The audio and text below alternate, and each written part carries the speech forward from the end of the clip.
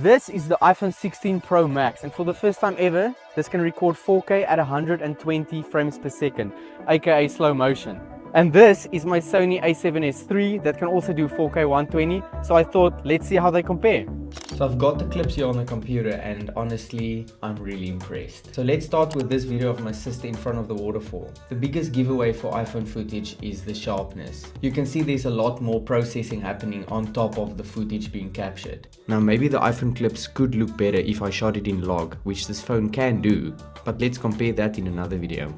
I also made sure that my Sony A7S III's shutter speed is double the frame rate. That ensures that you get realistic motion blur when you slow down 4 times. Another big advantage in a lot of people's eyes is the blur in the background that you can clearly see with the Sony footage. Now this is mostly due to the iPhone having a really small sensor, whereas the Sony has a large full frame sensor and high quality glass optics in the lens. Now the first thing that stands out to me is how the sky is basically blown out in the Sony clip.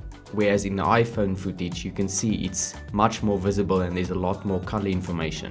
You can see when we zoom in there's a lot more detail in her jacket on the Sony clips compared to the iPhone clips. Now if you guys would be interested in a video explaining these differences more in depth, then please comment down below more of this. And then another clip here, I tried to shoot something different with the grass, something a bit more close up.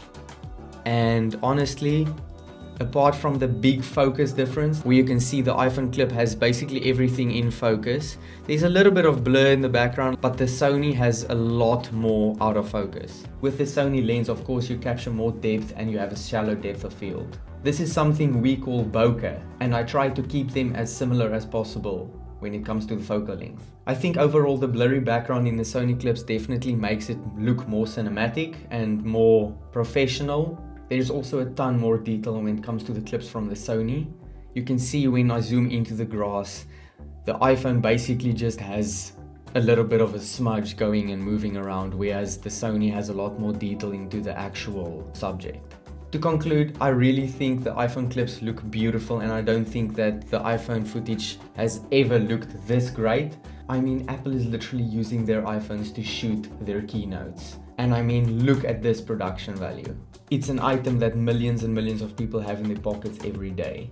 And I think that's what's so insane about these clips. This is something that you can capture with the camera you have with you every day, and that's so powerful. You know what they say, the best camera is the one that you have with you. And this has never been more true with the iPhone 16 series. Well, I had a lot of fun testing out and comparing these two. So yeah, thank you Apple. Now I am trying something new with this video series, so if you guys enjoyed, you know what to do. And I'll catch you in the next one.